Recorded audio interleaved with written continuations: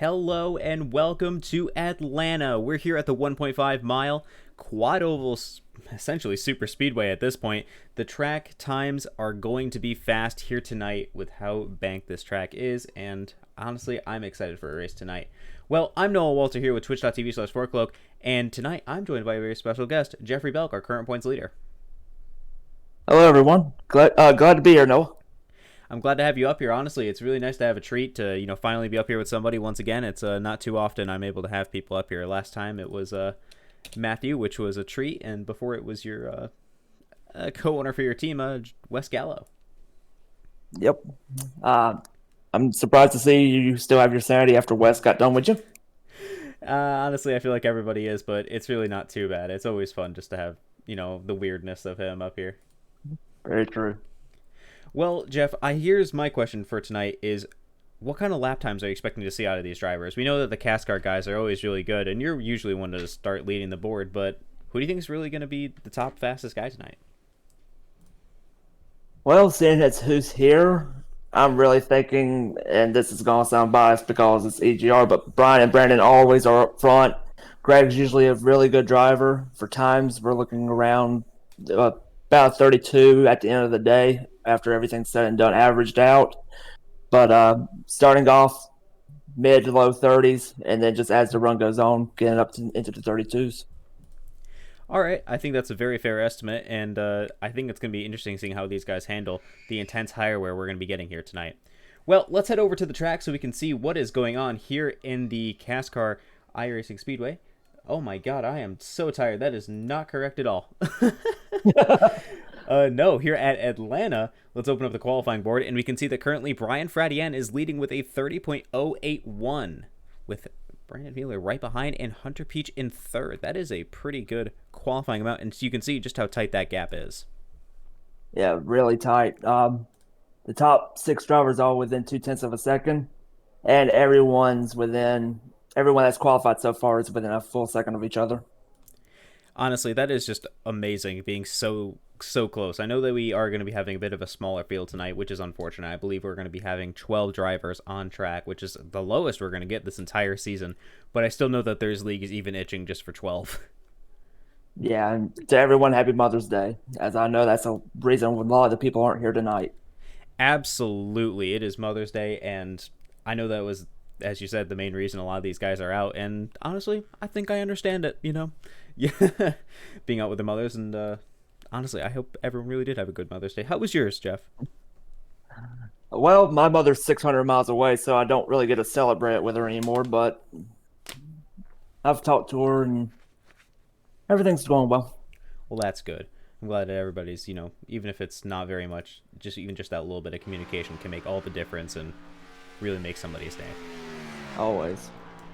Well, here in the CASCAR Black Designs Cup Series, even if the holidays are going, we do not stop racing, apparently, except for Easter. We'll skip that one, but not Mother's Day. Although I think NASCAR did race today with the throwback, so understandable. That is correct. They did run that today. All right, so currently we're following along with Michael Jennings here. He's one of the only guys left on track, and our only other one, as he just completed his, is Sylvan here in that number 66 Toyota Camry with Tim Hortons as a sponsor. That's a new one. He's usually running a different one. I know. I was not expecting to see that paint today. That's all right. Honestly, I will say the paints of this league, with Black Designs and Weeg and all the other guys that help make all the paints in this field, they look fantastic all the time. And that is a great segue into our sponsor here of Black Designs, as they sponsor the Black Designs Cup Series. So make sure you check out Stephen Black to get your Black Designs today. That brings me actually to our other sponsor, though, that we're having. Oh, as Sylvan is in the grass. Okay. Very interesting line he's decided to take here. Yeah, I don't think iRacing allows you to just cut the track like that. I mean, I'm not really good, and it's been a while since I've raced, but just something tells me it's not very frequent that we get those kind of lines allowed. In any case, honestly, I think it's going to be interesting before we head over into our primary race session. I am excited just to see how well everyone can do, as we're going to be ending out qualifying quite soon. Yeah, I'm expecting a very good close race here today. All right, well, before we head into our race here tonight, I'm going to take a quick break here with Jeff, and we'll be back.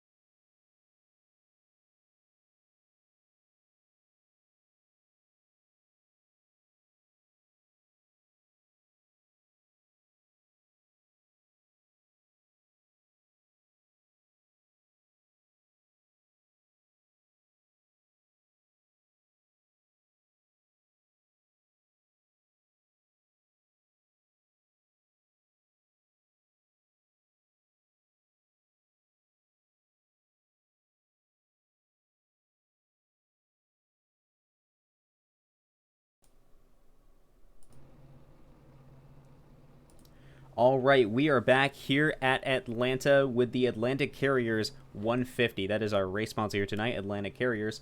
And it was going to be Morgan's, but sadly, the Morgan's Transportation Company did close, and it was bought out by Atlantic Carriers. So they're going to be our new sponsor here tonight, and the new sponsor on Greg's car. So I think that is going to be something interesting. But in any case, we're now going to be running through our grid order. So in the first row, in the inside lane, that's going to be Brian Freddy, and on the outside is Brandon Fiedler. In second position, that is a really close gap there. You can see there, like, so close. In the second row, on the inside lane, it's Hunter Peach. On his outside is going to be Paul Ems. Honestly, these guys are just so close. We were discussing that earlier during the qualifying segment, and it's going to make for some fantastic racing. Third row on the inside lane, there he is. That's Mr. Greg Snellgrove on the inside lane with his number 22 machine. And then on his outside is going to be number 34 of Kyle Mundell in his Toyota Camry. Fourth row, inside lane, that's Michael Jennings. On his outside is going to be Tyler Hallahan, the number 88 machine. Fifth row, inside lane, Patrick Coluccio. On his outside is going to be Sylvan Sieglin. And then finally, in sixth row is going to be Marshall Harris. And the person that did not take a time, I believe, is Mark LaPierre. Honestly, I am super excited to see how all of this goes. Me as well. Should be a good one here today. 100 laps. Should be a lot of racing action. I know, even with these few amount of cars, I'm wondering what cautions are going to be like. I mean, we know that the track is like super bumpy and is going to be a disaster to drive for everybody. After 11 laps, it's just your tires are going to completely just fade away from you. So I wonder how they're going to be able to handle that. Yeah, I mean, the track hasn't been repaved since 1996, so it's going to be very abrasive on the tires, and it'll be something for the drivers to have to deal with throughout the run. That is for sure, as the pace car is off and we head into the green flag zone, and away we go here at Atlanta for the Atlantic Carriers 150. It looks like Brian Fradian is off to a really good start with the number 39 of Brandon Fiedler on his outside looking okay. That high line, it looks like the 44 of Patrick Coluccio is trying to look high. Rounding turn number 2, we go down the backstretch, and it looks like Brian is trying to edge out a lead as much as he can against Hunter Peach. It looks like Hunter is really looking for as much gap as he can, hopefully maybe to burn up his tires and create some good racing here in the start of this race with only our 12-car field. And you see Hunter going in turn 3 trying to make that move, so he's trying to get what he can at the start while the tires are still fresh off of Brandon Fiedler. That is for sure. Honestly, these first like 10 to 11 laps are going to be the most exciting of this race. Everyone else this entire time is going to be hanging on for dear life, but right now is the time where you go full throttle and hope to destroy your competition. Yep. We enter now into turn number 3. That's Paul Ems there, hoping to get around the outside maybe of Hunter there, but I don't know if he's going to be able to do it as Kyle Mundell is catching up to him.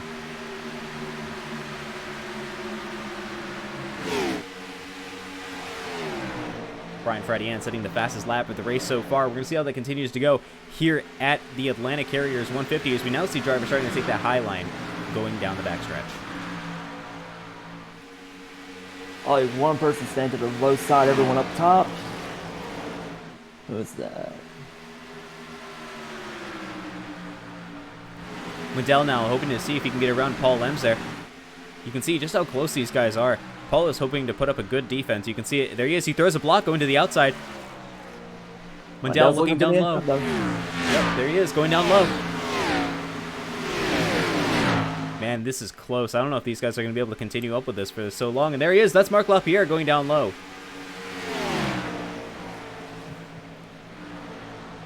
Honestly, this is such a momentum-based track. If you're just slow in one corner, it makes you slow everywhere else. I think that is going to be the main consideration out of these guys here tonight to make sure that their race stays interesting. Very true. With how close Mundell is, if he can get a good run off of 2 or 4, he can get by. He is. I wonder if he's trying to take a little bit more of a tire-saving approach already, you know, riding that high line, and it looks like, you know, it's allowing him to keep a little bit more momentum, but he looks so much more stable coming off of 2 than Paul did.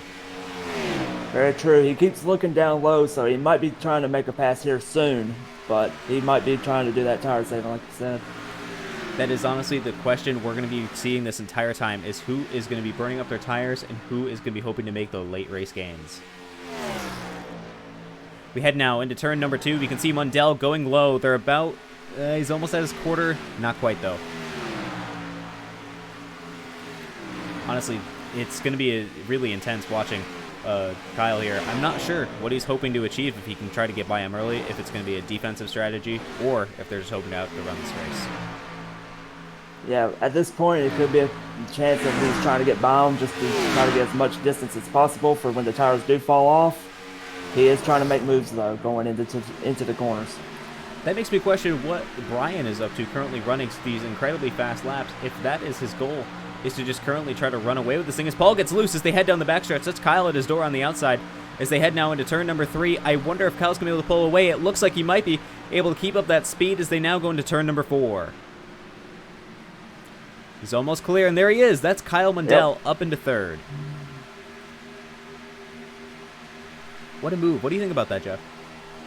Very good move to be able to make the move on the outside. This is a track where, as long as you can keep the momentum going, you can make the passes. And that little bit of looseness from Paul Lems really helped going down the backstretch there to make that move possible. Absolutely, it did. You know, being able to just keep up that momentum. And I wonder if Paul's already struggling for grip. You know, if that little bit of burning up his tires trying to catch up to their first 2 liters, if that really just killed his tires. See, 8 laps in, it's a very good possibility. These tires fall off very quick with the amount of degradation from the track. Seriously, this track is incredibly bumpy. I hate to bring it up as I did already during the Canadian Tire race, but as Larry McReynolds said, this track is quite literally like a cheese grater. The only difference is I don't have a tire to show that off with. Well, that would be what happens when you have a track that's about 20 years from being paved. Yeah, I'm not really sure why they continue to just not pave it. I mean, the potholes of this track are almost big enough to fish in when it rains. This is true. Looks like Brandon Fiedler, though, is trying to catch up to Brian Fradian as they head now into the backstretch. We've seen that number 39 car gain on the 81 for the last couple of laps.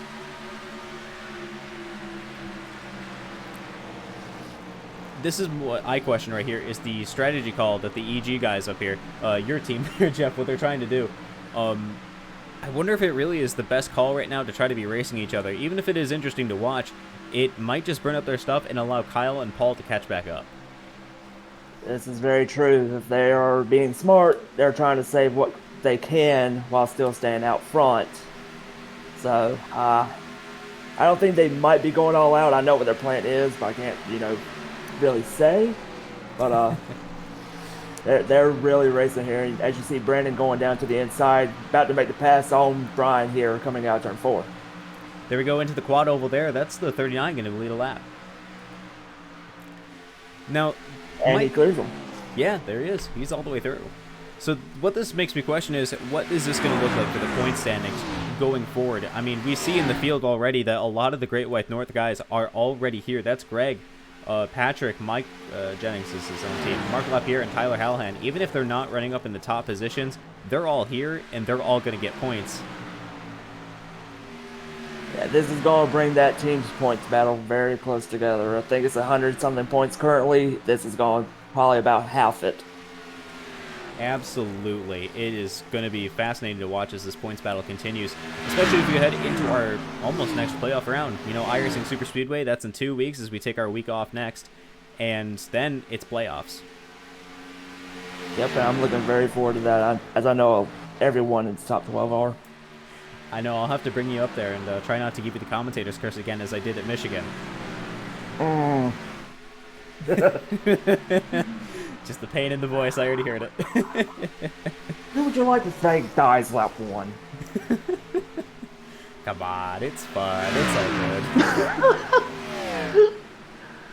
Well, we continue to wind down laps here at Atlanta. We're currently running in our lap number 14, about to go 3/4 of the way through, and then we're going to be entering into our fuel window, as these cars can only go about 35 laps on a full fuel run, and your tires are already starting to fall off at this point. It is going to become the strategy game at this point. Right, you are. We're going to see everyone. We might start to see different strategies where people come in early, try to get more tire out of it. And at this point, they can come in for fuel and make it. It's a stretch at this point, but it is possible. That is just the real big question you always have to play, is what is the right strategy call to make throughout any of these kind of races. You know, we always see that your team, Equipment Geek Racing, is always super good with your strategy calls, but sometimes we see some wild cards come in there and really start to dominate with their strategy calls, and I wonder how they're going to handle this race. Very good question. Even with Equipment Geek Racing, our strategy calls aren't always the same. We'll sometimes switch it up mid-run and have two people do one thing and the other two do something else. So it's interesting to see where each set of drivers ends up at the end of the day with the changes in the setups, or not setups, but the pit stop strategies. But yeah, different things will happen throughout the day.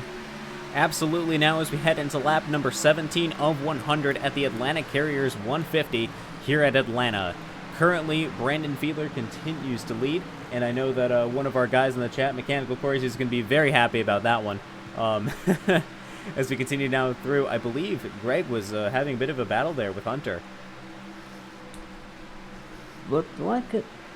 The new number 22, it looks weird. I'm so used to seeing it almost in Valvoline colors, and now is white, light blue. I know, it's hard to tell it's him because it conflicts so much with his normal paint. It's awesome though, it's an amazing paint there. Oh, it is. That's another Black Design special we got out of Stephen Black, our title sponsor of the CASCAR Black Designs Cup Series, as Paul Ems now moves down. I believe Greg is trying to get by. I believe Paul may have caught the wall there coming out of the corner. I'm not sure. I saw him cut down at the very last second coming out too. In any case, it allows us to get this really good look of all these cars running side by side and how they're going to handle being a little bit more in the draft compared to others, as your top two leaders continue to run away with almost a second lead on Mundell.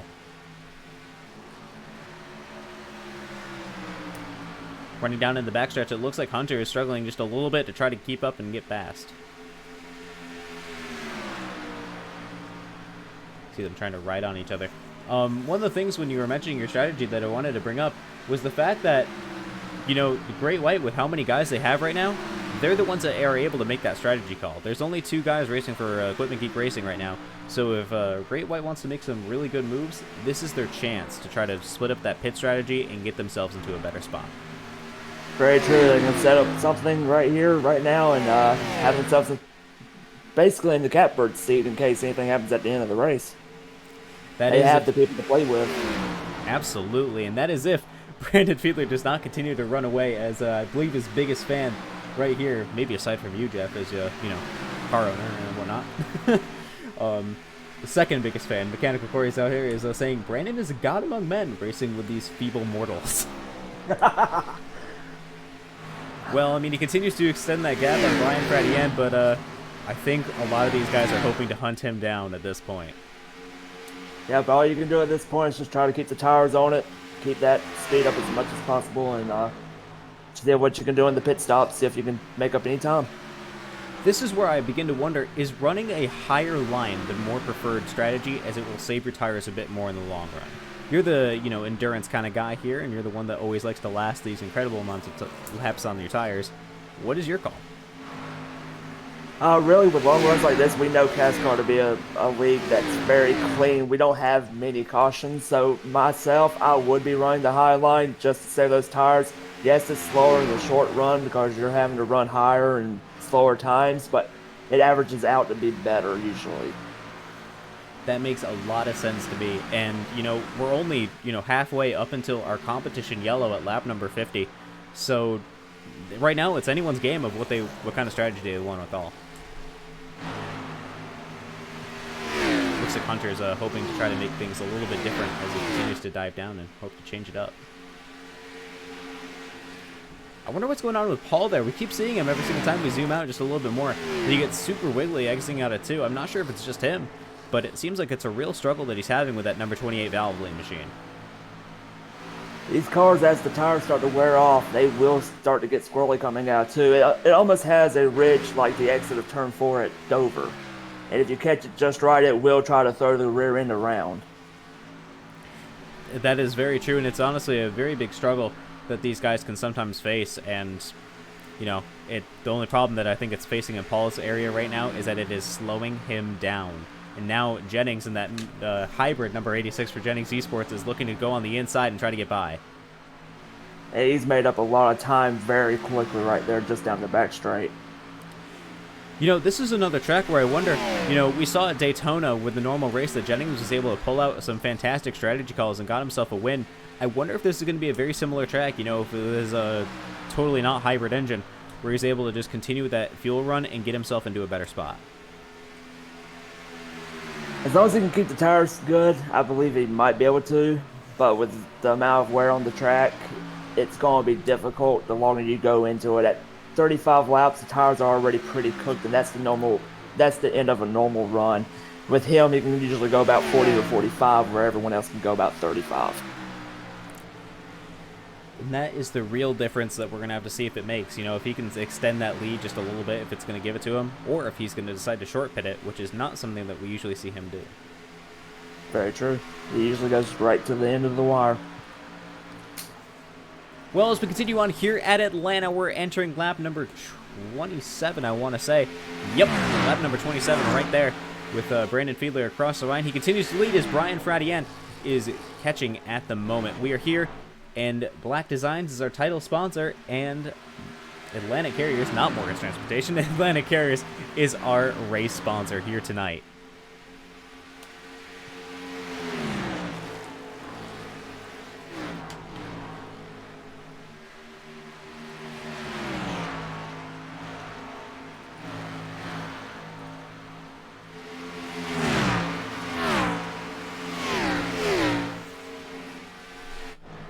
We hop up back front here. We can see that Brian Fradienne now is trying to make a really big move as he's able to go on the outside of Brandon there. I wonder if they're trying to make a bit of a strategy call here. Maybe. They might be trying to make that fuel last a little bit longer, just switch around. It's a little bit of draft. It's Atlanta, so it's not as big a draft as Daytona or Talladega, but it does still help with the fuel consumption. It absolutely does, and I wonder if, as you said, if they're just switching it up to do that, what effect that's going to have on Mundell. That time has actually dropped, or it's gained now. The system said it had dropped down to 0.8, but it's back up to 1.1 at this point. What's that going to mean for them if it's going to slow them down and they allow Mundell to catch up? Well, with Mundell being right where he is now, he's almost within that draft, so he could start pulling on them. But with how far they are ahead, I think they can get away with it a few times with the switch up if they can keep that gap outside of that draft window. That makes a lot of sense to me.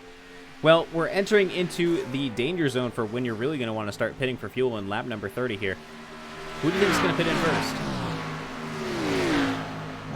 Well, I know it's not Jennings. It almost never is. We see, I believe it's Matthew there supporting Jennings Esports, but I don't know. I don't know if it's going to support it just enough with how far everyone else is struggling right now. Yeah, right now I think everyone's going to hold their cards close. If they have any plans, they're going to wait till the second half of the race.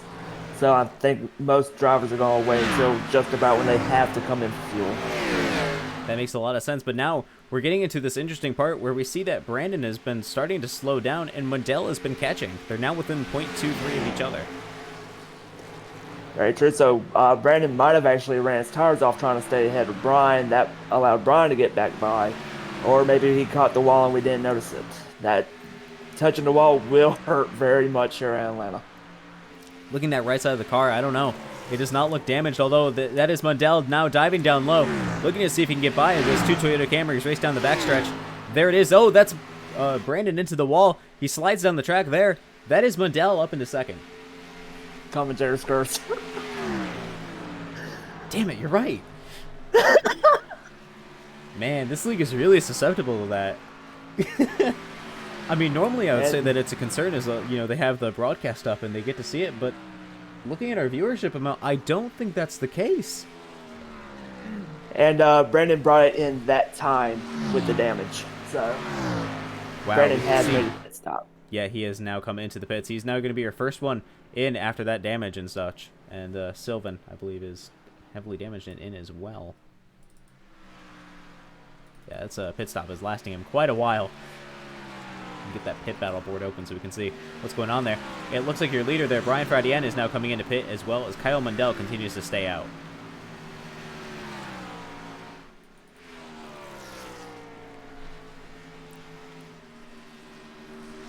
With Mundell in the lead, he is going to be losing a lot of lap time as they are able to come out of the pits with fresh tires. Do you think that's really going to play a role, or do you think he's going to come in either this lap or the next? He should have to come in this or the next lap on fuel, but the fresh tires, and you see him pulling off on the track now to come down pit lane. Yeah, there he goes, but that puts Hunter Peach into the lead, though. And now he absolutely does have to come in for tires and to get fuel. What a strategy call to make, though, being able to stay out and potentially just leading a lap. That might be really good for your points if that's your goal. Very true. Every point counts, especially in a league this close and this clean, because you're not going to get many positions off of other people not finishing the race. That is very true. As now Hunter comes into the pits as well, and it looks like Jennings with his hybrid engine is able to come out and lead a lap. It's always Jennings. It looks like Patrick is able to stay out as well. Patrick Luigi here in that number 44, is he in Navy Federal? Or nope, he's in a Sports Fanatic podcast. Chevrolet Camaro. You can see now your lap down crew are now trying to catch up as fast as they can. I believe that's going to put Brandon Fiedler into a really good spot now as they battle with Greg, hoping to get around. Is Greg now going to be a title contender here? Should be, at least for the stage points. It'll be very close with those three.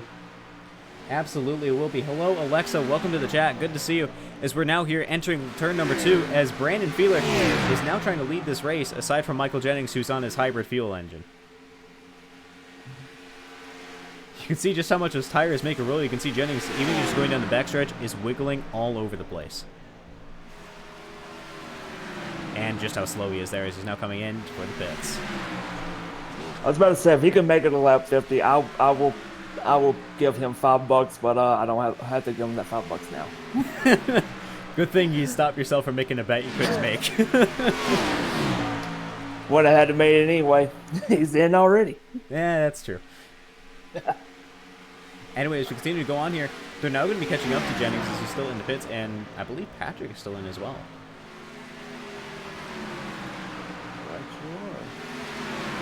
As they now catch up, but that is going to put Mundell in a really weird spot now, as the number 81 of Brian Fradian and Greg Snellgrove are now getting themselves into a really competitive spot. I don't know how they're going to be able to keep this up, It's actually kind of scary to think what this is going to have for stage effects. Yeah, with how hard they're pushing, they're wearing those tires. Granted, there's only 15 laps or around 15 laps from their pit, so it won't be as bad, but the harder they push, the faster the people behind will be able to get them towards the end. Very, very true. We'll be heading to lap number 40 now. Jennings, oh, nope, there he goes. Just needed an update. Brian Fradian continues to lead there in that number 81 machine, and that's number 39. Brandon Fiedler now up into second. He was able to clear Greg just after that one. I wonder if Greg's going to be a little bit scoring after that one and try to catch up as best as he can. Looks like he's trying to stay to his bumper as close as possible. May make a move here into 1. He fell back a little bit in the middle of 3 and 4, though. That Atlantic Carrier Chevrolet Camaro is working very hard to catch up as best as he can. This league owner, he's very dedicated to try to make things up. However, we can just see that the outright speed that the top two Toyota Camrys have. Within a lap already, that is Brian Fradian with a 0.5 second lead. Nope, there it goes. It's increasing up to 0.65 a second. And honestly, I expect this to increase before we head into our stage break. Yeah, as he starts to pull away, Brandon's going to lose that draft, and he's going to fall further back. Brandon might be saving his car towards the end because I believe he did take that fast repair from hitting the wall when he came in. Looking at his car, it does look like that is the case. Honestly, was that the right call, taking the fast repair this early? When it comes to this league, I'd say yes, because there's not very often a caution. So you kind of have that to play with in case you need it. And more than likely, if he didn't take it when he did, he was just going to fall further down the order. That is very true. I imagine if he did not take it. I mean, we think back to our Talladega race, where we had the entire race caution-free, except for the stage break caution. So, you know, and that's the track notorious for getting put under caution. Very true. The CASCAR, unless it's an actual accident, like at Michigan last week with the lap 1 accident, you rarely see a caution come out except for the stage breaks. And it looks like that is going to be the case here tonight with the Atlanta Carriers 150 with the CASCAR Black Designs iRacing Cup Series. Brian Fradian continues to lead going into lap number 43, with Brandon Fiedler trying to trail as best as he can, now with a second gap behind, and Greg Snellgrove in third. I believe that is going to be probably your finishing order that you're going to see when we head into the stage break. Yeah, unless anything major happens up front, I believe, like you said, this is where it's going to finish. Brian keeps pulling away from Brandon, and about a 7-second gap between Snellgrove and Hunter Peach. So I wonder how really they're going to be able to handle that pressure. You know, just you're in a really good spot right now. Even if there's a decent, bubble between you, sometimes that bubble can make you really uncomfortable, knowing that a slight mistake can put you really far back, or if someone in front of you makes a mistake, that allows you to get a huge jump on them. Very true. We've seen that before, actually, with my teammates Brian and Brandon. They're very tight about what they do. So any little mistake can and usually will get to them. We saw it with Brian at Canadian Tire the other week, and Brandon as well. When he got spun around, he went even harder just to get back up where he was to begin with. Well, now we head down the backstretch. That's the number 81, passing the number 88 of Tyler Hallahan, putting now Tyler a lap down. Tyler's been having a very rough race this week. Normally he's usually pretty up there in the 1.5 miles, but this week he has just been struggling. I wonder if it's the tire wear or fuel management or what it is. It just seems like he's struggling. He's kind of slow on the track as well. I'm not sure if it's just he's getting bad runs off the corners and not able to keep that momentum. Looking at his last lap, he just ran a 33 while everyone else was running usually in the 31s, maybe up to 32s. Yeah, so something definitely might be wrong with that Chevy. I know that your team likes to run Camry, so I wouldn't be. I was gonna be surprised you didn't make a Chevy joke at that one. Try to keep it a little bit professional. Just a little bit. Just a little. All right. Well, we're heading down the backstretch once again. We see now that the number 39 of Brandon Fiedler is catching up to Tyler as well. And he goes to the outside here, going into 3. Yeah, he's on the outside in 3, now going through 4. They're at their door. I don't think Tyler's going to give it to him that easily, though. Well, I say that as he seems like he just slows down to let everybody by. And that's Marshall Harris, someone we have really not seen a lot of here in that number 97. Yeah, Tyler is definitely struggling. I wonder if he's trying to save something for later on in the race. That is very true. The problem is that he is a lap down, but he's not the lead car a lap down. That would be Marshall Harris. So if he's hoping to get a wave, I don't think he's going to get it. Although it is also possible with this immensely small field size, they might just give everybody waves to catch back up.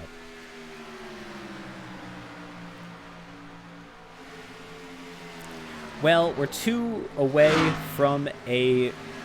Honestly, we're going to be halfway through this race here at the Atlanta Carriers 150. How do you think this race has been going so far, Jeff? Very good, very clean. Everyone's been really kind to each other. No real, out of the first couple of laps, no real hard racing, making moves that won't stick. So, really good driving from all the CASCAR guys today. Absolutely, I would say so. As we're now getting into lap number 50 of 100, and this is going to be it. As soon as this lap is completed, you're going to get your final finishing order for the stage. Brian continues to lead. We were just right. That's going to be the ending result. That's Brian, Brandon, and Greg. Nobody really looks like they're under threat of anybody else. The gaps that we see are just so big.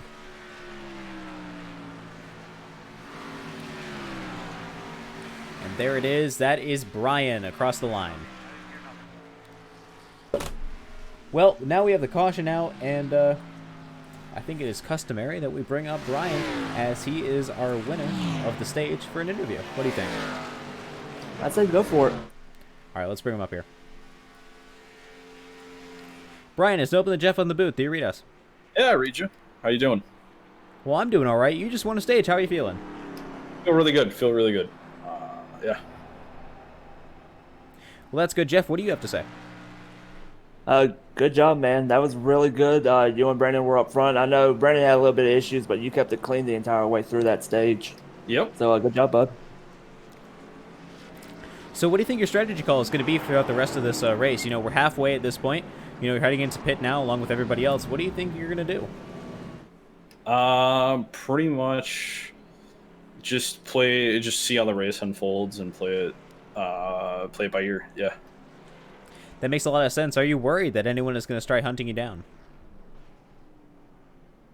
Person I'm worried most about is probably Brandon. And Greg did a pretty good job actually saving tires at the end of that stint, so he might be somebody to watch for. That is very true. We're looking at this pit stop right now. You and Brandon are absolutely equal. As soon as your right side goes up, his right side goes up. And there it is. That was completely in sync. We're on. Well, it seems like we're on the same page. Sorry, I wanted to make sure that I didn't get a speeding penalty because the pit road is, 50 miles an hour. So. No, it's all good. I know that was a very sticking point during your practice session. And how would you feel about that super low pit speed? It's kind of annoying that it's just the only mile and a half. It's just got to be different. But I mean, luckily, did a couple of runs on Friday, and we're able to fix that problem. So I just got one more pit stop, hopefully, and then as long as I don't mess that up, should be good to go. All right, Jeff. Just like you said, good job, buddy, and just stay clean, stay up front, and remember, not 45, not 55, 50. Yep, it's 50. All right, well, thank you very much for your time, Brian. I do appreciate it, and good luck. Thank you, man. Thank you. All right, well, that was Brian Fradian, your current race leader, and was your stage winner here at the Atlanta Carriers 150. Your top three, actually your top four, all stayed in the same position. Was Paul in fifth when we ended up the stage? I believe so, he was. Wow, that is just about everybody in the exact same position. That is some good pit stops, everybody. Although it does look like Mundell is a little bit further down the running order than I remember. And Marc Lapierre looks like he might be in contention with Marshall Harris to try to see if they can get a decent finish up here. Yeah, it looked like when everyone came out, Mark stayed out to lead a lap. I mean, sometimes that's a strategy call you want to make. Being in a really contentious spot and hoping it makes a difference. Definitely, every point counts, and leading the lap's an automatic point, so take it if you got it. That is absolutely true. Well, for right now, I'm going to head into break, and Jeff, you're going to join me whether you like it or not. I'm sorry. And we'll be right back. No.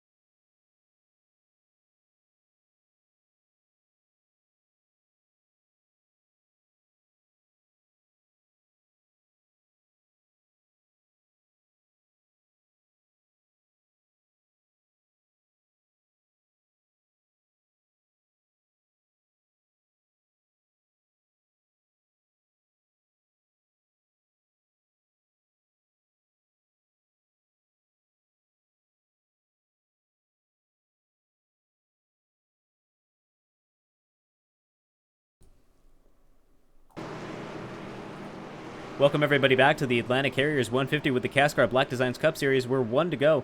Actually, no, we're just about to go green here. With the pace car now going into the pits in just a moment. Ryan Fredienne continues to lead here at the Black Designs Cup Series at the Atlanta Carriers 150 at Atlanta. Pace car is off. Green flag, and away we go once more after that competition yellow here at Atlanta. 12-car field, a little bit lower than we're used to, but honestly, I'm excited to see how the rest of this race goes. I think that it's going to be a great one to watch the end of this. So far, it looks like we're off to a really clean restart. Nobody all leaving each other's business, although that is Marc Lapierre sitting on the inside of Sylvain, as Sylvain is still 3 laps down after that unfortunate accident he had a couple laps down. Although looking to the front, that's Brandon Fiedler now looking to the inside, running that down low line, hoping to get by, but I don't know if he's going to be able to achieve it. Not quite clear. That's going to give Brian the run on the outside going into turn 1. He may be able to make that momentum work for him and clear Brandon on the outside. Although, I don't know. It looks like it is currently a really good neck-and-neck battle. You know, even that little wiggle we saw at number 39. Although, I think you're right, though. As we go through the backstretch, now is Brian is back out to the lead.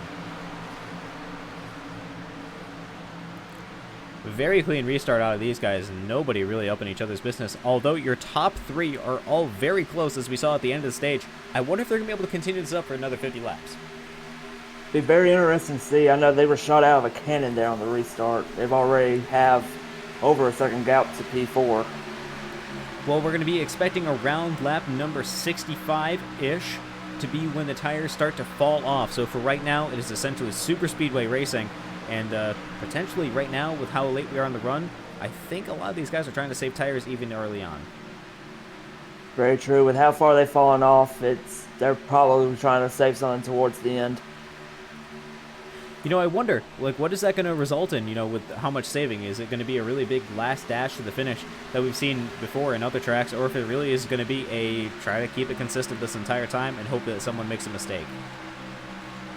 Consistency is key, but with the tires being saved, you're able to make a bigger push at the end, and you can close in those gaps from the cars ahead that have been pushing the entire time. That is very true. But right now, your top 3 are all very close together. You know, even though it doesn't look they're very close, they are. This is about the closest we can see throughout a lot of the runs here. Although, if we do look a little bit further back, I believe Paul, yep, there it is. That's your 4th, 5th, and 6th all together right there. Michael Jennings currently hoping to be a little bit more competitive, too. We haven't seen him too often here at the CASCAR Black Designs Cup Series. Yeah, everyone's kind of just spread out in 3s right now. Everyone's groups of 3s, so... Yeah, I really, like, not even just, like, you know, kind of 3s. No, you're completely right. It is completely 3s. So in that third... Uh-oh, that's Sylvain Sequin, though, into the wall as he now goes into the infield. And caution does not come out, though, as he now re-enters the apron. What an accident we just saw there. It looks like he just got loose and sent it in, and that's another hit on the inside wall. That is unfortunate. Sylvain, you know, sometimes he's able to get some really good laps in, and his best lap is pretty competitive compared to some of these guys and faster than a whole bunch of others. Shame to see a car taken out so early on. Definitely great job of keeping it down on the track, though. I know the grass is real slippery here in Atlanta, really anywhere, but good job keeping it down and not having to go back up across the track in front of anyone. That is very true. I feel like that's all too often we see in leagues, though, as the number 39 looks to the inside of the number 81 machine here in turn number 4. It was not enough. I was going to mention that, you know, it's all too often we see in these iRacing league races that these guys just shoot up back up onto the track, you know, as soon as they get in an accident and try to take more people out with them and all this other junk. But here in CASCAR, everyone just pulls down to the bottom, as, you know, there's no reason to ruin anyone else's race, especially when you have a great group of guys all racing together. Exactly. You don't have the same issue where people are just keeping the throttles pinned to the floor, just trying to do whatever they want to get positions out of wrecks. That is true. You know, we head into the quad oval right now, and I'm glad that these guys have been able to keep it so well together here. Sometimes it's really easy, especially on restarts, when you're not on the, you know, freshest of tires or your tires are still cold. It's really easy to make some really big wheel spins and get involved in accidents, but these guys are able to just hold it together so well. Yeah, definitely. We found that in practice. Cold tires, turn 2, it's a recipe for disaster if you just get too much steering in. As you see, Brandon going to the inside of Brian right here and makes the pass in 3 and 4. What a clean pass we just saw there. honestly, even though they're teammates, you still got to race for points here. The question is will they make playoffs? I don't think either one of them has a win, do they? Brandon does have a win. Brian does not currently. Well, right now, this is Brian's race that he has to pay very close attention to if he wants to make sure that he gets a guaranteed playoff spot. Sylvan Seguin now comes out of the pits after taking that fast repair.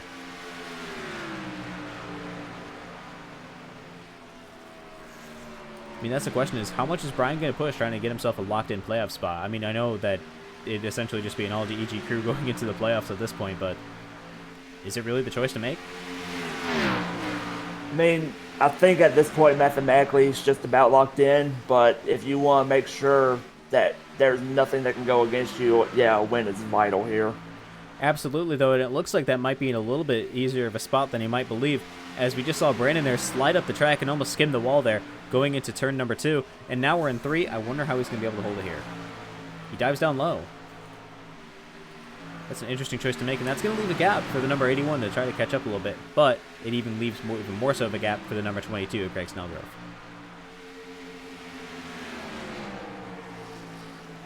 See the number 39 running high again. We head into turn number 2. That's the number 81 looking very close to that bumper. Sylvan loose again, going down into the apron. He saves it, though. That was a good save. Yeah, very good save. Like I said before, turn 2 is treacherous. If you get it just wrong, you will lose that back end, as you saw there. Honestly, I don't blame anyone that ever has issues with sliding and all this other stuff, especially at this track, I only said it earlier on, but, the cheese grater that this track is just completely allows no grip in the tires after the first couple of laps. Definitely. Looks like he was able to hold it a lot better that time. Good. That's really good. Looking back a little bit further, it looks like someone that we saw that was really competitive before, Kyle Mundell, is now kind of struggling. He's down here and he's running pretty good lap times, and I think he had to pit in a little bit later. But this is currently a really bad spot for him, as he's currently a lap down. Yeah, I wonder if something happened to him, because he was running way up towards the front and on the lead lap, so he must have came in early. I don't know if he's going to have enough fuel to make it to the end with that early pit stop, if he did. That is a great question to make. We're heading into lap number 70-ish here. This is going to be about the time when people start coming back into pit again. Be the final pit stop of this race, hoping to make it right to the end, and it's going to be a close one, that's for sure. Definitely. It's usually not Atlanta you see being the fuel mileage race. It's usually Pocono or Michigan, but our Michigan race was not a fuel mileage race. Surprisingly, no.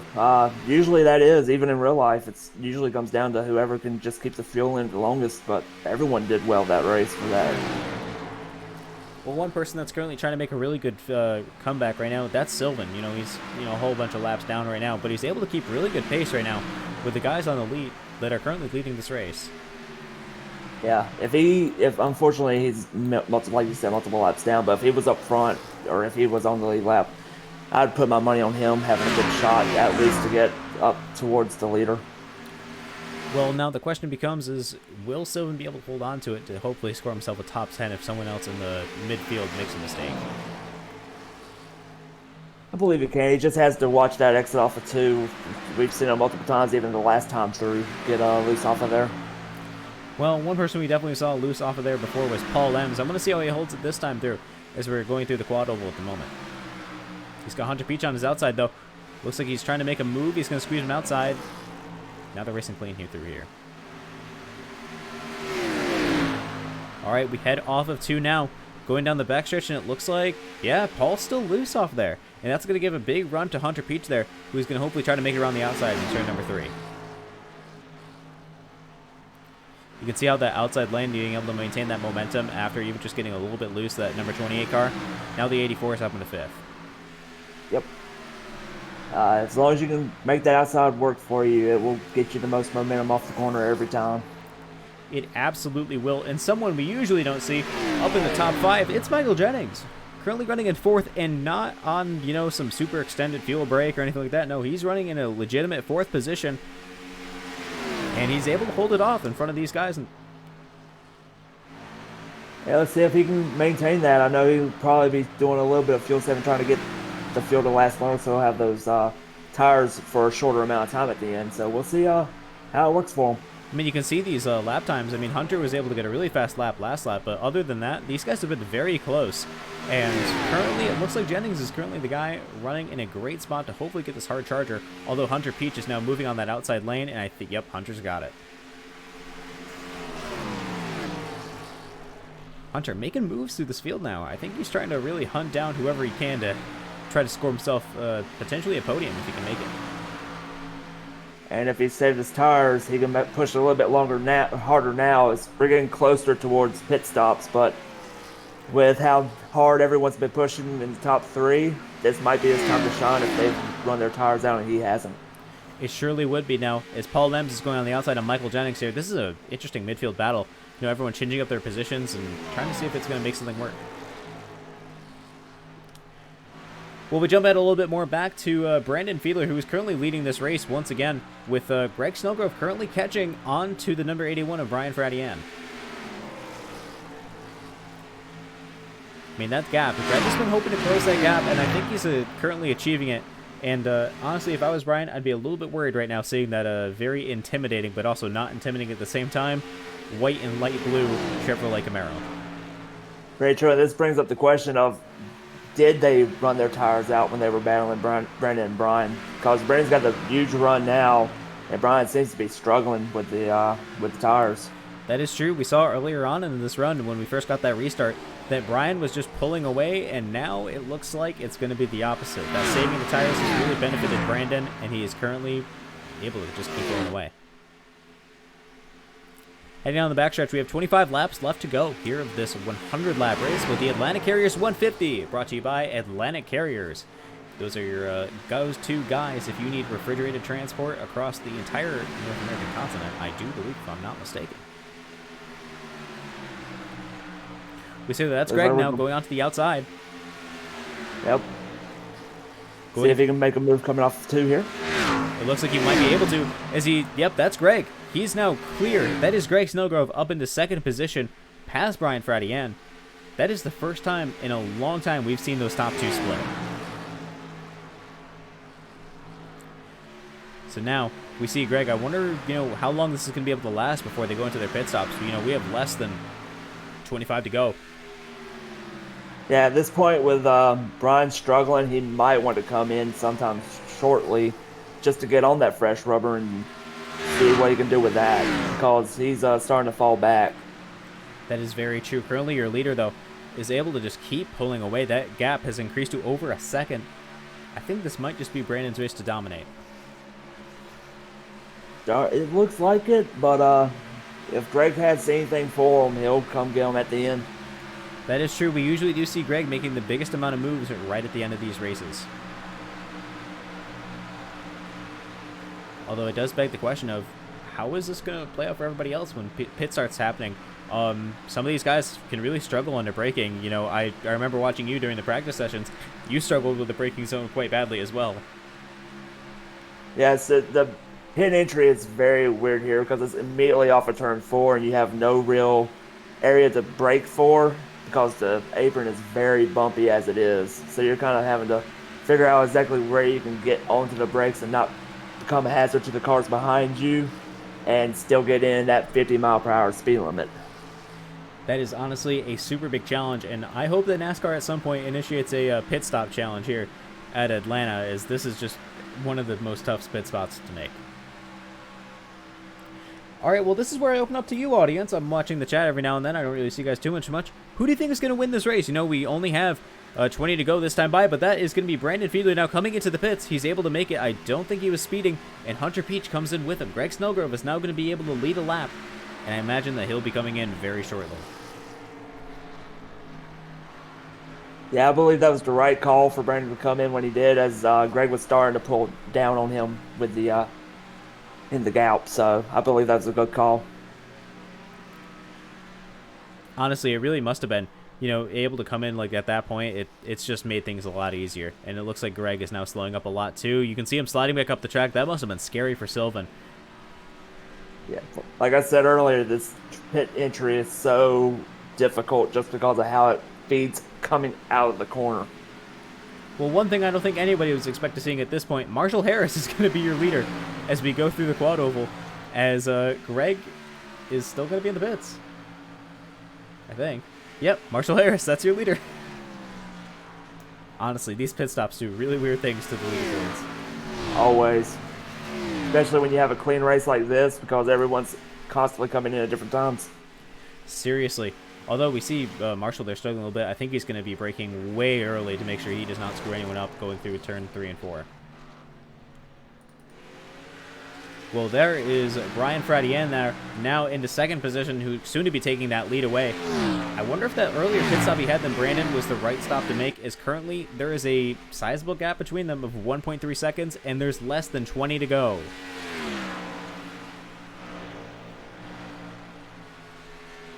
Right now, I'll say that it's anyone's game. But as that gap comes down, or as the tires wear off, that extra lap that Brandon was out might have been better. Well, Ryan Fredian just set a new fastest lap of this race, a 30.075. I wonder if he specifically took less fuel just to make it these last 20 laps instead of another 35-lap run. Possibility. And he might just be pushing as hard as he can right now, use up the tires while he's got them, and hope he's far enough ahead of Brandon to keep that lead. Honestly, it's just a real question of how it's going to be able to play out. You know, you see that gap there; it's very close. But Jennings up into third for the moment. I guess we're going to have to look at the driver info here. I think he's actually in an okay spot. It looks like he's not, you know, pulling away from Hunter, but he's also not giving him the position either. Yeah, it's very good to see Jennings up here. He's usually further down in the midfield, so it's really good to actually see him in the top 3 today. That means he's going to score an interview. So actually, if you finish up in the podium position, you get an interview. And keep that in mind, our viewers at home, if you ever start racing with CASCAR as well. Well, currently jumping back up to your lead there. That is Brian Fradian continuing to lead here. You can see just how much I rating he has. You know, it's less than some of these other guys, but I don't think that correlates correctly. No, like I know for starting, Brian rarely runs official races, so it's not correlates exactly to the driver's ability. No. But one thing we are seeing right now, though, is that Brandon Fiedler is trying to close this gap between him and Brian, and it is going to be heating up very closely in these last couple of laps in this race. This is where you make your bets, people. Is it going to be Brian or Brandon? Or is there going to be a surprise jump up out of Greg, as it looks like Jennings has now fallen through the field just a little bit.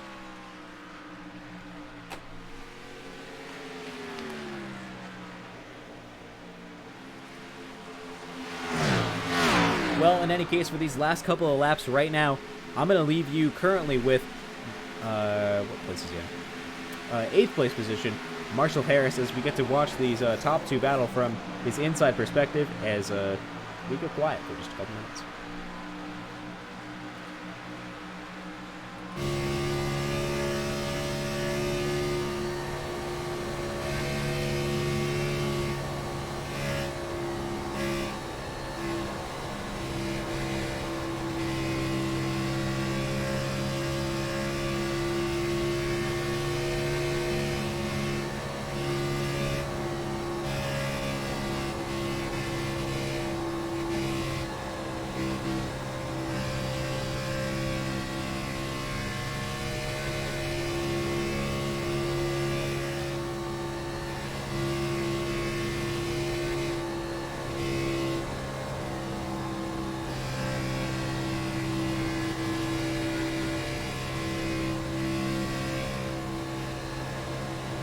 I think I have to come back a little bit earlier. We see this battle really starting to heat up now as we head into the last, I believe, 12 laps of this race. Here, as we go through turn number 4, we're watching from Marshall's perspective. That 39 and 81 are neck and neck right now, battling for this lead. Yeah, I'm honestly wondering if Brian wore out his tires too early, or if he's still trying to save, just to have that extra little bit of push at the end. It wouldn't be the first time we've seen it, though, as now Brandon is going on the outside of Brian as they head... Oh, that's a skim of the wall, though, out of the number 39. That is going to continue Brian in the lead, although this last couple of laps is going to be intense. I don't believe Brandon got too hard into the wall, so I believe he still has a shot. But he's got to be very cautious of doing that again. He absolutely does. As you said, he totally has a shot still, but skimming that wall just kills so much momentum. He's going to have to work for the next couple laps to earn it back.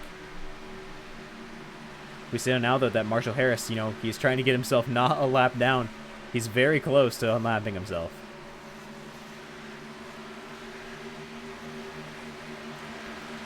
As your leaders continue to run the high line here at Atlanta with the Atlanta Carriers 150, brought to you by Atlanta Carriers.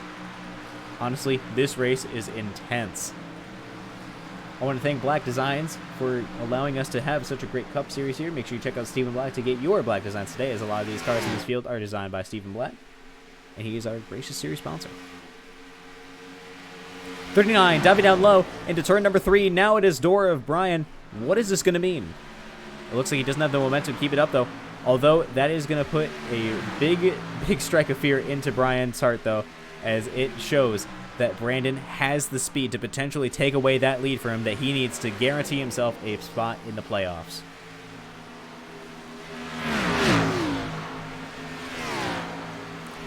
Honestly, Jeff, I am very concerned with what's going to happen next. A lot of these guys will tell you they'll spend their own mother, on Mother's Day even, to get that win.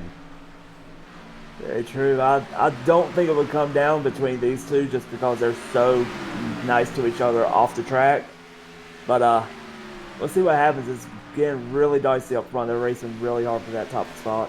They are, but Brian looks like he's pulling away a little bit more now, as that's a couple moves we've seen out of Brandon trying to get into a good spot, but it has currently not worked so far. We only have about 7 laps more to go.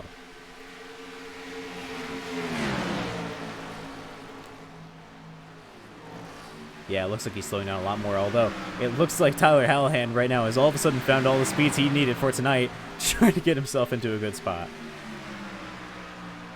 This lap traffic, though, will also play a factor into what happens next, because if Brandon is going to get caught up by these guys, it's going to make it even more difficult to catch up to Brian. Very true, because they'll have to start working through them as well. And as you can see, Tyler's already cleared. Another skim of the wall, although that is a bit of a wreck there. We just saw it towards the back. That was Hunter Peach involved, and I believe that was with Marc LaPierre? Yeah. Hunter Peach and Marc LaPierre had a collision exiting turn number 2, going down into the backstretch, which sent Hunter down the track, but he's still able to maintain a 4th place position with a decent amount of space between him and Paul Ems.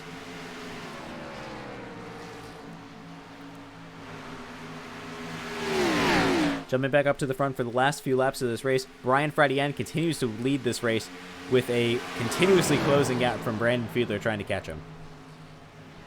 Marshall Harris, though, using his car as a moving roadblock to Brandon, though. I wonder how this is going to continue to play out. Through the quad oval now, that's still Brian. Looking to the spot. Uh-oh, that's the number 39 going up high as Marshall dives down low.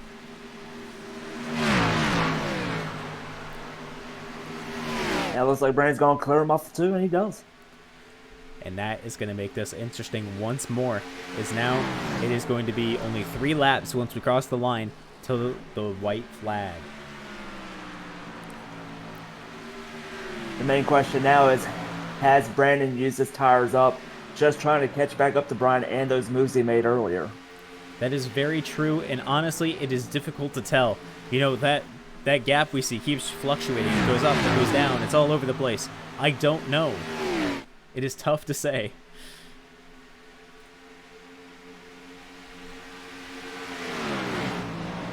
Into 4, we still keep a good spot. Honestly, it's so hard to call this. 2 laps to go, this time by. 81 continues to lead in front of the 39 as this battle continues to get closer and closer.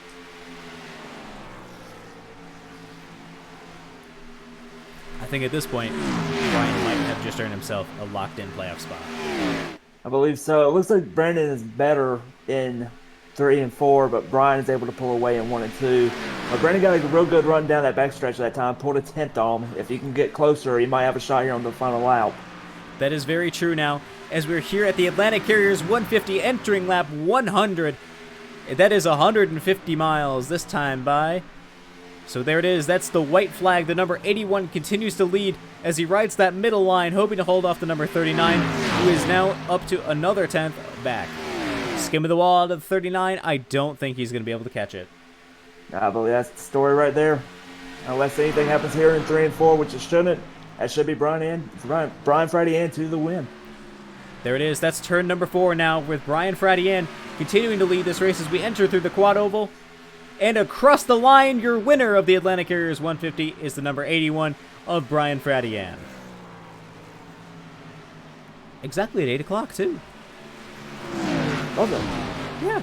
And with that, he locks himself in. He doesn't have to worry about points. He knows he's locked in for the round of 12.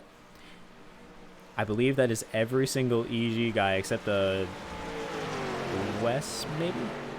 Locked in for playoffs? I don't believe Cody is locked in. I think he's in, but it's still up for points. Gotcha, okay. What a finish. Intense battle. Not really sure if your teammate was going to come get you or not. Brian Fradian takes it home for a fantastic win here at Atlanta. My question is how long can he do these burnouts for before his engine either blows up or runs out of fuel? He doesn't get to do them very often, so it'll be interesting to see if he does blow it up. Honestly, though, I believe he has earned his celebration. That is for sure. Let's run through our final results before we bring up our driver interviews. Brian Fradian brings home the win by over just under, by half a second to Brandon Fiedler in second position. Third place goes to Greg Snowgrove. Fourth is Hunter Peach. Fifth, the 28 of Paul M. Sixth, Michael Jennings. Seventh goes to Marshall Harris. Eighth goes to Kyle Mundell. Ninth goes to Patrick Coluccio. 10th goes to Tyler Hallahan. Your car... Oh, man, those points are a bit messed up in terms of positions. In any case, we then go down to Sylvain Seguin, who finished out this race, still able to be in points contention. Marc Lapierre not able to finish. Honestly, this was quite a race. Thank you for being up here, Greg. Greg, I am sorry. Jeff, thank you for being up here. I'm about as far away from Canadian as you can get. Can you not hear the Southern in my voice? I know. I don't know why I said Greg. I'm sorry. I've been calling you Jeff all the entire time. I'm not sure if that's an insult to Southern people or to Canadian people. That is a great question. Which would it be? Well, as he celebrates his first win here in CASCAR, that number 81 absolutely deserves to do his backwards lap. All right, after that fantastic win, let's bring Brian up here, your race winner. See how he's doing. Brian, you just won a CASCAR race. How are you feeling? I feel pretty great. It's the fact it's felt like a kind of a long time coming, just because I felt so confident at Mosport, and I kind of botched that entire race, and I had the ability to win at Homestead, and just mismanaged the strategy there. So this feels really, really nice. Well, you're not sounding too upbeat for someone who just won, the second to last race before entering the playoffs. Oh, I'm just kind of letting it sink in. I don't think it's fully hit yet, so I'm just, I'm stoked. I really am stoked. Congratulations on the race win. Honestly, that was such a great run you had. Able to hold off from Brandon like that. You guys were so close the entire time. Honestly, it was so hard to call who was going to get it. Yeah, it was. I was really, really concerned before the last pit stop, because he was able to get that high line hooked up so much better, and he was slowly pulling away, and Greg was coming in or closing up on me, and I think the saving grace was the fact that Greg actually did get past me, so I was able to have an unhampered pit entry, and I was able to come in a lap before Brandon, and I had a relatively clean out lap, and then Greg stayed out 2 more laps. So, yeah. Well, it clearly worked out in your favor, scoring yourself a fantastic win here at Atlanta. Jeff, to you. Ryan, you said it was a long time coming. 9 races, multiple seconds and third places. Great job tonight. How did the car feel at the end of the race? It felt really good. I knew just watching the lap times and watching the relative. I knew once the tires degged to a certain point where you were hitting 31 fours or yeah 30 either 31 fours or 32 fours. I knew I could consistently keep hitting that four. So I knew Brandon was faster in the middle section, and I knew I was faster at the beginning, and I was able to keep the tires alive, hooked up longer. So I once I hit that point, man, I was like, I'm pretty sure I got this. Well, honestly, very impressive. Be able to get yourself up to a race win, and great strategy. It honestly, it was intense watching it. Yeah, it was a lot of fun. There was a couple of instances where I was, everybody knows the first rule of motorsports is don't wreck your teammate. And coming out of two a couple of times, man, I was a little nervous how close Brandon and I were running to that wall. Well, again, congratulations on the win. And now it's about time that we bring up Brandon here. So before I let you go, is there anyone you want to thank? Yeah, I want to thank my wife, and I want to thank my parents. I want to wish my mama a happy Mother's Day. It means a lot to me to have her as my mom, and any of my other family members who are watching. I love you guys. I want to thank Victos. I want to thank EG, because without those guys, I wouldn't be in this position. So, yeah, I'm stoked. Well, congratulations once again, Brian, and I hope you celebrate real hard tonight. I think I will. All right, thank you. Thank you. All right, that was Brian Fradienne, your race winner here at Atlanta. Jeff, what do you think? Just an amazing job tonight. He kept it clean, was able to keep the tires going real good. And like I said, right there at the end, he was just able to stretch it out that little bit and stay ahead of Brandon to the line. It really worked out in his favor. All right, let's bring up your second place finisher, Brandon Feeler, up to the chat. Brandon, it's open Jeff of the booth. Do you read us? Yeah, what's up, guys? Well, you just got yourself a great second place. What a battle at the end.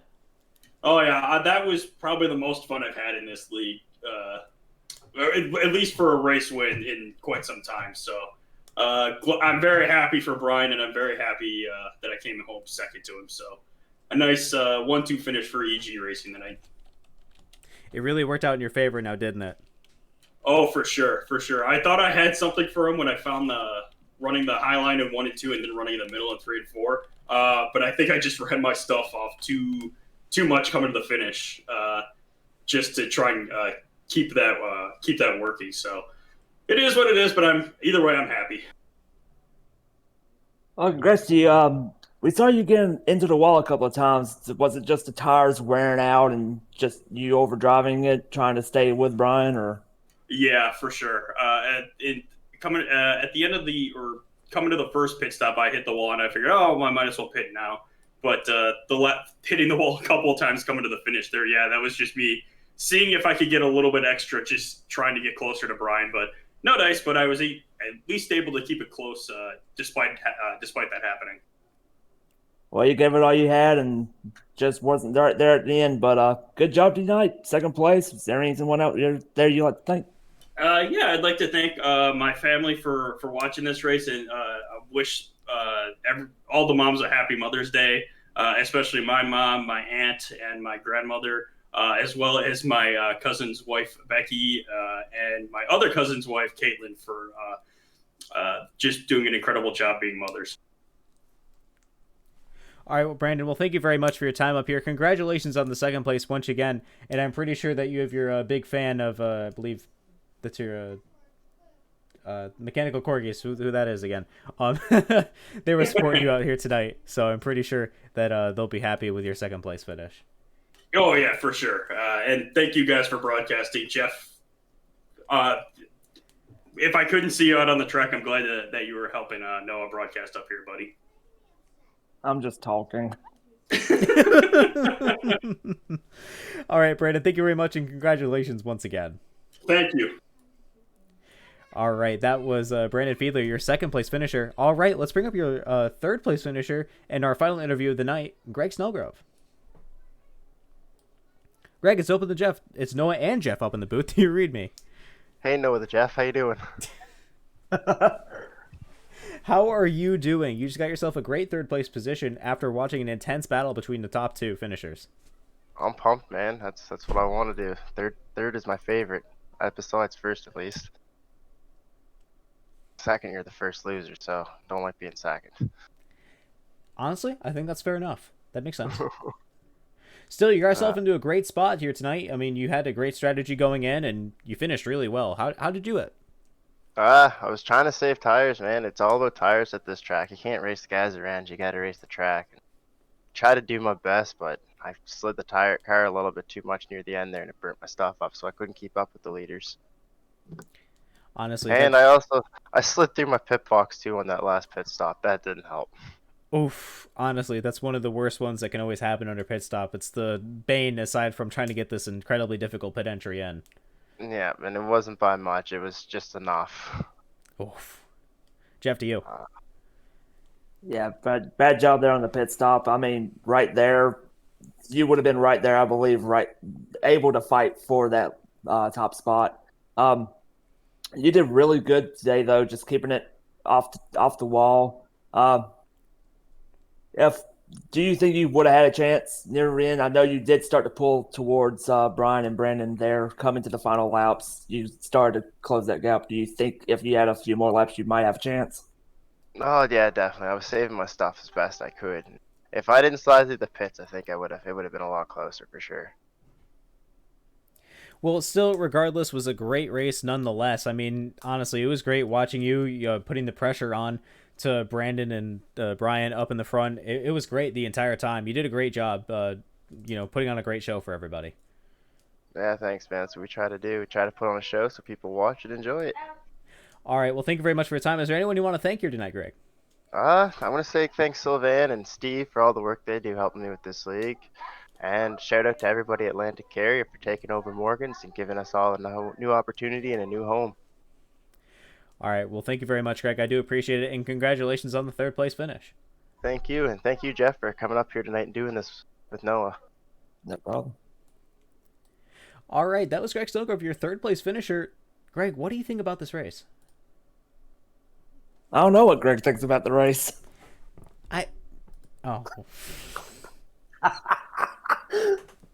Jeff, what do you think about this race? Really clean, really good racing. Just everyone's very kind to each other. We had some really good racing for the lead. Side-by-side racing all throughout at one point. It's just a real good day for everyone involved. Unfortunately, we had a few had to drop out from damages, but really good racing for all that came out tonight. I mean, for being our weakest field of 12 this entire season, they still put on a great show nonetheless.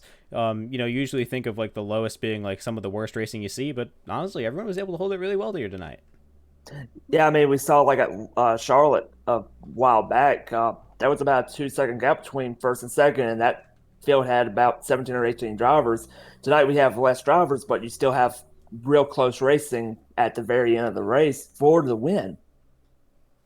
Sometimes it's just the best thing that you can see out of your top drivers here, especially in CASCAR where there's just so many great guys all contending for great points. All right, well, honestly, what a race we had. I'm going to run through our finishing order one more time just to make sure it's all, nice and known for everybody. But honestly, what a race. And I'm glad that everybody was able to attend that did, and I hope that in 2 weeks' time when we're going to get to iRacing Super Speedway, we're going to be having a great finish once again. So your post-race results one more time for the Atlantic Carriers 150 are Brian Fredian is your leader, taking home that win. Brandon Fiedler comes in second place position, only just barely under half a second to the leader. Greg Snellgrove finishes in third position. Hunter Peach finishes in fourth. Paul Ems, fifth. Michael Jennings, sixth. Seventh goes to Marshall Harris. Eighth to Kyle Mundell. Ninth, Patrick Coluccio. 10th, Tyler Hallahan. 11th goes to Sylvan Seguin, and 12th goes to Mark LaPierre. Well, honestly, I think this is going to be the part where I have to conclude the broadcast here tonight. Jeff, thank you so much for being up here with me tonight. Thank you for having me. It was sorry. fun. I'm sorry that I called Thank you for having me. I'm glad. I'm sorry for the multiple times I called you Greg because I wasn't paying attention well enough. It's fine. Everyone's going to start calling me Greg now because of you, though. It's just like the shirt. It's spreading. Yeah, now you're following me to work, too. Only on the shirt. I mean, you agreed to it. Did I? From what I was told, yes. Did Wes lie to me? I mean, all Wes said was, I need your picture now. Oh, no. Well, that's going to conclude our broadcast here tonight, everybody. Thank you very much for joining. I've been Noah Walter, your host at twitch.tv/4club. I'm Jeffrey Bell. Thank you for having me again, Noah. Glad to be here. And everyone, have a great night and very happy Mother's Day to all of our mothers out there. See y'all in 2 weeks' time.